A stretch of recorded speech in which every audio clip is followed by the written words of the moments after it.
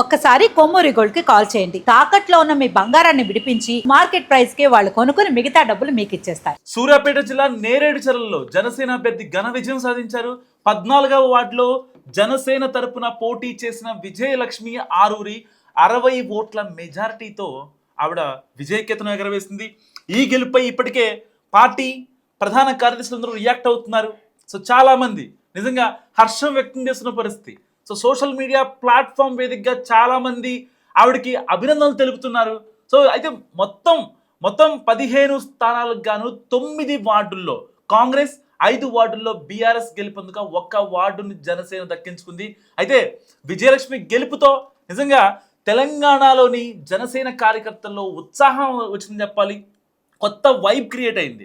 తెలంగాణలో ఇప్పటి వరకు ప్రధాన పార్టీలు బీఆర్ఎస్, బీజేపీ, ఇంకా కాంగ్రెస్ ఈ హోరాహోరీగా తలపడుతున్నాయి. అలాంటి పరిస్థితుల్లో జనసేనకు ఈ గెలుపు ప్రోత్సాహాన్ని ఇస్తోందని అభిమానులు చెప్తున్నారు. అంటే రాబోయే రోజుల్లో ఈ ఒక గ్రామ పట్టణ స్థాయిలో పార్టీ విస్తరణపై ఒక అంటే జనసేనాన్ని మరింత దృష్టి పెట్టే అవకాశాలు ఉన్నాయని కూడా మనకిప్పుడు సంకేతాలు అందుతున్న నేపథ్యం. సో ఇక ఇదే అంశంపై మరింత సమాచారం మా ప్రతినిధి చార్మి అందిస్తారు. చార్మి, చెప్పండి, అసలు అక్కడ ఒక్క స్థానమే గెలిచింది, అయినా మరి జనసేనలో ఇంత ఆనందోత్సాహాలు ఎందుకంటే ఏం చెప్తారు? ఎస్ మనోజ్, అంటే గెలిచింది 1, 2 అనేది పక్కకు పెడితే పవన్ కళ్యాణ్ డైలాగ్ చెప్తే ఎప్పుడు వచ్చామనేది అన్నట్టు పాయింట్ అన్నట్టుగా ఉంది. అంటే ఎందుకంటే ఇక్కడ బీఆర్ఎస్, బీజేపీ లేకపోతే కాంగ్రెస్ అంటే మెజారిటీ ఇప్పుడు రావాల్సింది ఇలా ముగ్గురికి. కానీ ఇలా కాకుండా సడన్గా ట్విస్ట్ ఏంటంటే ఈ ఎన్నికలు ఏ ఎన్నికలలో జరగనంత వింతగా ఈ ఎన్నికలు జరిగాయనే చెప్పాలి. ఇప్పుడు గెలిచింది 1 స్థానమే, కానీ ఆ గెలిచిన స్థానానికి విలువెంత? ఓడించింది ఎవరెవరిని? బీజేపీని, అటు అపోజిషన్ పార్టీని, రూలింగ్ పార్టీని ఓడించి అసలు పక్క రాష్ట్రం నుంచి వచ్చిన ఒక పార్టీ గెలిచింది అంటే ఎవరికైనా ఆనందం ఉంటుంది కదా. ఆంధ్రాలోనే పరిమితం, ఆంధ్రాలోనే 10 సంవత్సరాల పాటు కష్టపడ్డారు వాళ్ళ పార్టీని స్థాపించుకొని ఇప్పుడు ఆ 22 సీట్లు దక్కించుకొని అక్కడ స్థాపించుకున్నారు. ఇప్పుడే తెలంగాణకి వస్తారా రారా అనేది బిగ్గెస్ట్ డౌట్ ఉండే. లాస్ట్ టైం సర్పంచ్ ఎన్నికలప్పుడే వస్తాను అన్నారు, కానీ రాలేకపోయారు. రాలేకపోవడంతో ఇప్పుడు మళ్ళీ మున్సిపల్ ఎలక్షన్స్కి వచ్చారు. ఏదో నార్మల్గానే వచ్చారు. వాళ్ళు నిజంగా గెలవాలా గెలవద్దా అనే స్ట్రాటజీస్ ఏం లేవు.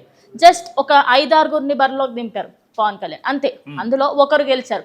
ఇక ఆ ఒక్కరి గెలుపు ఇప్పుడున్న తెలంగాణలో జనసేనకి సపోర్ట్ చేసే వందలాది మంది కార్యకర్తలకు, అదేవిధంగా ఆ పార్టీ పైన నమ్మకం పెట్టుకున్న వాళ్ళందరికీ ఇదొక మంచి వార్త, ఇదొక హ్యాపీనెస్. అంటే వీళ్ళకు ఒక స్ఫూర్తిని ఇస్తుంది అనమాట. ఇప్పుడు ఒక్కరు ముందుకు అడుగు వేస్తే వెనకాల ఉన్న వాళ్ళందరికీ, ఆయన ఒక్క మొహం చూసి వెనకాల ఉన్న వాళ్ళందరూ కూడా ఎస్ నేను ఇప్పుడు ముందుకు వెళ్తాను అనే ధైర్యం వస్తుంది. సో విజయలక్ష్మి ఆరూరి జనసేన ఇప్పుడు ఈ ఒక్క గెలుపుతో నిజంగా జనసేనాని వచ్చే ఎన్నికల్లో అయితే కార్పొరేషన్ ఎన్నికలు కావచ్చు, ఇలాంటి జిహెచ్ఎంసీ ఎన్నికలు కావచ్చు, ఇలాంటి వాటిలో జనసేన యాక్టివ్ అయ్యే ఛాన్స్ ఉందనుకోవచ్చు అంటారా?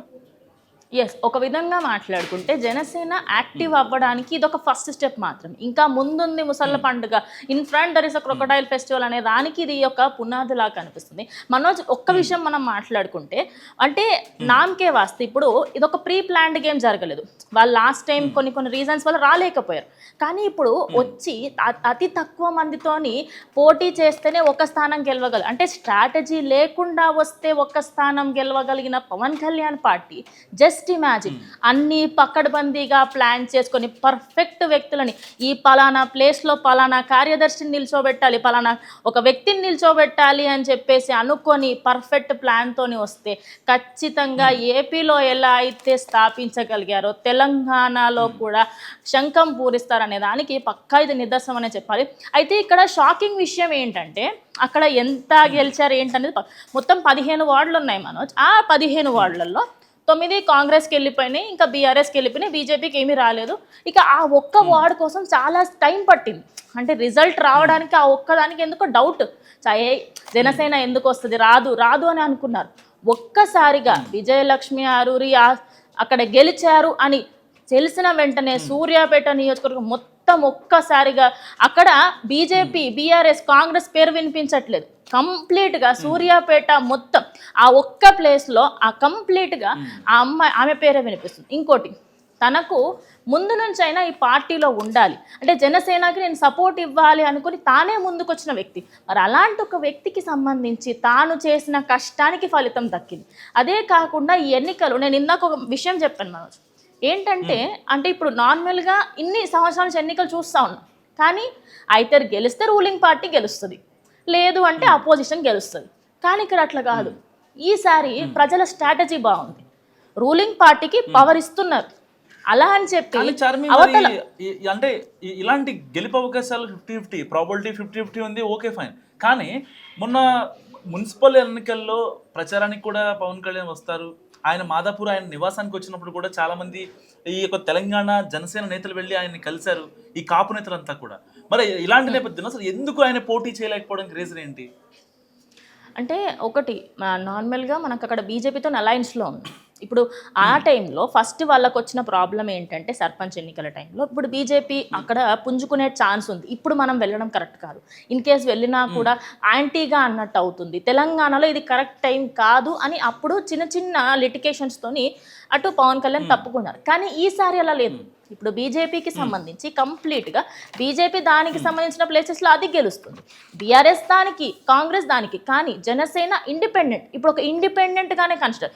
ఎలా అయితే కవిత తన పార్టీని స్థాపించి ఆ పేరుతోనే కొన్ని ప్లేసెస్లలో గెలవడం జరిగిందో, ఆ విధంగానే ఎగ్జాక్ట్గా ఇక్కడ కూడా పవన్ కళ్యాణ్ జనసేన పార్టీ ఇందాక మనం ఆయన ఇంటికి వచ్చినప్పుడు కూడా ఆయన ఎప్పుడైతే తెలంగాణకు వస్తారో, సార్ మీరు ఇక్కడ స్థాపించండి, పార్టీని స్థాపించండి, మీ వెనకాల మేముంటామని యువతరం ఎంతో మంది ముందుకు వస్తున్నారు. ఆ వచ్చిన ప్రతి ఒక్కరు మనోజ్ ఏదో పెద్ద ఎన్నో సంవత్సరాల ఎక్స్పీరియన్స్ ఉన్న వాళ్ళు కాదు, యువతరం. నేను ముందుకు వస్తాను సార్, మీ పార్టీకి నేను సపోర్ట్ ఇస్తాను, నేను ఎప్పటికీ జనసేనకి ముందస్తుగా నేను ఉంటాను అని ముందడుగు వేసే వాళ్ళు ఎక్కువ. అంటే జనసేన పార్టీ చేసే మంచి పనులు తెలుసు. ఇంకోటి, జనాలు ఒక చిన్న మార్పు కోరుకుంటున్నారు. ఈ బీఆర్ఎస్, బీజేపీ, కాంగ్రెస్ ఇవే ఎందుకు, జనసేనని తీసుకొద్దాం, అదేవిధంగా కవిత పార్టీని తీసుకొద్దాం. అప్పుడు తెలిసొస్తుంది ఒక్కరే కాదు ఎవరైనా రూల్ చేయగలుగుతారు. ప్రజలకి కరెక్ట్గా చేయలేకపోతే ఎప్పుడు ఎవరిని ఎలా తీసేస్తాము, ఎప్పుడు కొత్త వాళ్ళని ఎలా తీసుకొస్తాము అనే దాన్ని ఈ ఎలక్షన్లు చూపించాయి. అది నిజంగా ప్రజలకి హ్యాట్స్ ఆఫ్ అనే చెప్పాలి. బికాస్ తాను ఆ నియోజకవర్గానికి కొత్త, ఆమె మున్సిపాలిటీకి కొత్త, ఆమె ఎన్నికలకే కొత్త. అలాంటి ఒక వ్యక్తి 1-2 ఓట్లతో గెలిచింది అంటే అరే లక్ అనొచ్చు. 60 ఓట్లు మనవచ్చు. 60 ఓట్లు అనేది సామాన్య విషయం కానే కాదు. ఆబ్వియస్లీ ఒక్క ఓటు తేడా అది ఇదంటే నా ఏదో చిన్న అయ్యి ఉంటుందిలే, వాళ్ళు వేసి ఉంటారులే అనుకో. అలా కాకుండా 60 ఓట్ల మెజారిటీతో గెలవడంతో ప్రజెంట్ ఆమె అక్కడ ఉన్న వాళ్ళందరికీ, అంటే జనసేనకి ఫ్యూచర్లో సపోర్ట్ చేయాలి, నేను అందులో ఉండాలి అనుకునే వాళ్ళందరికీ ఈమె ఒక స్ఫూర్తిగా మారింది. అందువల్లనే ప్రజెంట్ ఇప్పుడు జనసేన పైన ప్రతి ఒక్కరికి అన్నుంది. నెక్స్ట్ రాబోయే ఎమ్మెల్యే ఎలక్షన్స్లో గిన పోటీ చేస్తే, అంటే రావచ్చు రాకపోవచ్చు, కానీ ఖచ్చితంగా పోటీ అయితే ఇచ్చే అవకాశం జనసేనకి 100కి 200% ఉందని ఇప్పుడు జనసేన పార్టీ వాళ్ళందరూ కూడా నమ్ముతున్నారు. సో రాబోయే జిహెచ్ఎంసీ ఎన్నికలే కానీ లేకపోతే దేంట్లోనైనా పోటీ చేస్తే మాత్రం పక్కా వచ్చే అవకాశం అయితే ఉంది. Right, thank you Charmi. So ఇది చార్మి చెప్తున్న పరిస్థితి. ఒకవేళ నిజంగా ఫోకస్ చేసినట్లయితే కనుక ఈ యొక్క పురపూరులో చాలా గట్టిగా ఉండేది జనసేన. సో ఏపీకే పరిమితమైందని భావించిన జనసేన పార్టీ నిజంగా తెలంగాణ మున్సిపల్ ఎన్నికల ఫలితాల్లో ఖాతా తెరవడం నిజంగా శుభసూచకం అని చెప్పి జన సైనికులు చెప్తున్న పరిస్థితి. అండ్ సూర్యాపేట జిల్లా నేరేడుచర్లలో జనసేన అభ్యర్థి ఘన విజయం సాధించారు. 14వ వార్డులో జనసేన తరపున పోటీ చేసిన విజయలక్ష్మి ఆరూరి 60 ఓట్ల మెజారిటీతో విజయకేతనం ఎగరవేసింది ఆవిడ. సో ఈ గెలుపై ఇప్పటికే పార్టీ ప్రధాన కార్యదర్శులు చాలామంది రియాక్ట్ అవుతూ వస్తున్నారు. సో సోషల్ మీడియా ప్లాట్ఫామ్ వేదిక కూడా పవన్ కళ్యాణ్ని జనసేన పార్టీని ట్యాగ్ చేస్తూ వాళ్ళందరూ అభినందనలు తెలుపుతున్న పరిస్థితి. అంటే గెలిచింది ఒక వార్డా, ఒక మున్సిపాలిటీ అనేది కాదు ఇక్కడ. సో గెలుపు అనేది చాలా ముఖ్యం. సో ఈ మున్సిపాలిటీలో మొత్తం 15 స్థానాలకు గాను 9 వార్డుల్లో కాంగ్రెస్, 5 వార్డుల్లో బీఆర్ఎస్ గెలుపొందగా ఒక్క వార్డును మాత్రమే జనసేన దక్కించుకుంది. సో దక్కించుకున్నప్పటికీ కూడా దానికి సంబంధించిన అప్లోడ్ అవుతుంది చాలా పెద్ద ఎత్తున వస్తుంది. సో ఈ వీడియో గురించి మీరేమనుకుంటారు మస్ట్ కామెంట్ చేయండి. చూస్తూనే ఉండండి మనం టీవీ.